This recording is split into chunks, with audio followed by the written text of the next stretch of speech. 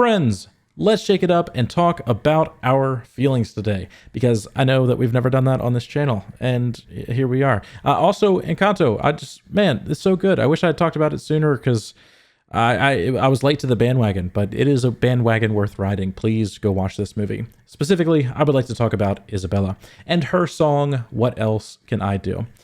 Because I like money and I don't want my unpaid work going to making Disney more money, I'm not going to play the song. Instead, here are 40 minutes of me singing it a cappella, looped for yours truly. Thank you.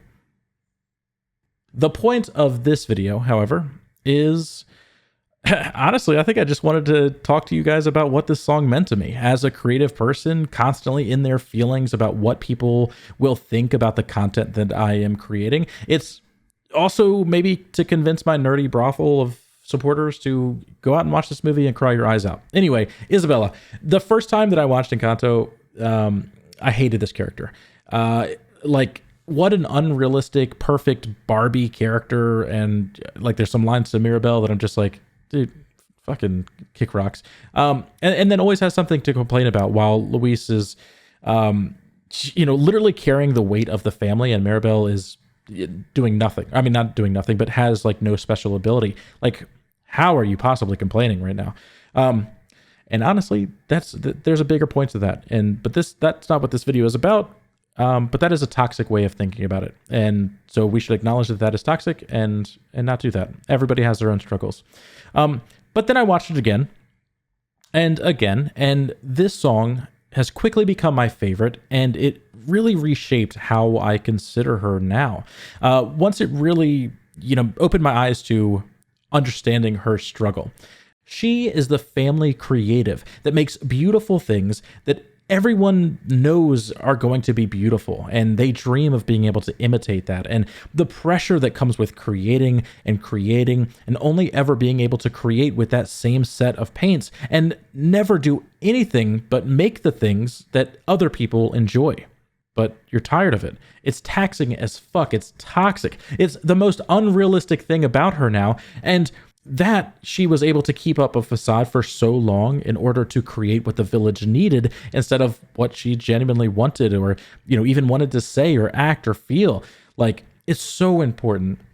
When she unlocks the ability to create other vegetation, it's so special to her because it's her finally being able to pick up a different brush. It's her finally expressing her feelings that aren't the perfect image for the sake of the family. It's raw, it's unedited, and most importantly, it's the truest thing to herself. She can express what it makes her feel so uniquely her, and immediately wants to share that with the world, runs out and throws colors everywhere, because unlike just providing a service for her supporters, she is creating again, and it feels so good to her. When that hit me, I felt ashamed. Like, as a content creator, I did not pick that up sooner or recognize her struggle before the others. She is a creative suppressed by societal pressure to do what others say works or others say is right for her to do. And this line here, what could I do if I just grew what I was feeling in the moment, was meant for us creatives to get out of our head. The people that are constantly thinking about trying to think of every reason not to create something today. Like, what could I grow if right now I just started planting shit? What would that look like? And then again, we see the line, what can you do when you are so deeply, madly, truly in the moment? And that just made my heart flutter. Referencing that flow state. When you start writing or painting and the next line just appears before you make it, and the next sentence just already feels like the perfect sentence before it even gets laid out, and you just do it. Instead of being paralyzed by the anxiety that comes with creating, you just do it. And I think one of the coolest parts about this song is that it also talks about dealing with creatives. When Mirabel says, I've only known the blossoms that you grow, but it's awesome to see how you rise.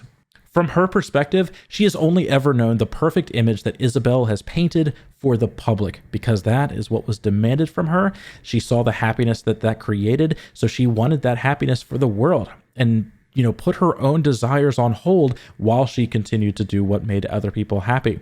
But the second that Mirabel sees something new, and she doesn't point out that it's just a cactus, right? Like, they've seen cactus before. It's just a fucking cactus. She hypes her sister up and says, I'm with it. I'm your day one, sis. I love to see how you rise. And that is the kind of support that your friends and family need to fucking do when you do shit, period. Even if it isn't the most beautiful thing that they've ever seen, you should expect and be given their full support every single time you create something, because you're actually doing something and others aren't, right? That's the fucking thing. That's the key to success, is just actually doing it. Me recording this fucking audio right now is making me feel so unbelievably happy, because instead of just talking about it or writing it and procrastinating at every possible point, I'm just making it.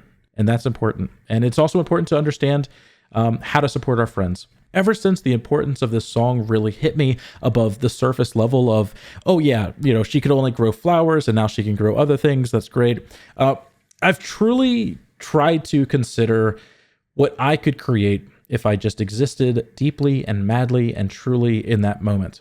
And here it is. Like I said, this video is here and I'm doing it, and I'm proud of myself, and I hope that you support me. I hope that you enjoyed it, and I find it so comforting that I do share my voice online and my perspective, and other people enjoy that perspective and support me. I promise to do my best to always create madly, truly, and deeply in the moment from now on. Thank you for supporting me like you do.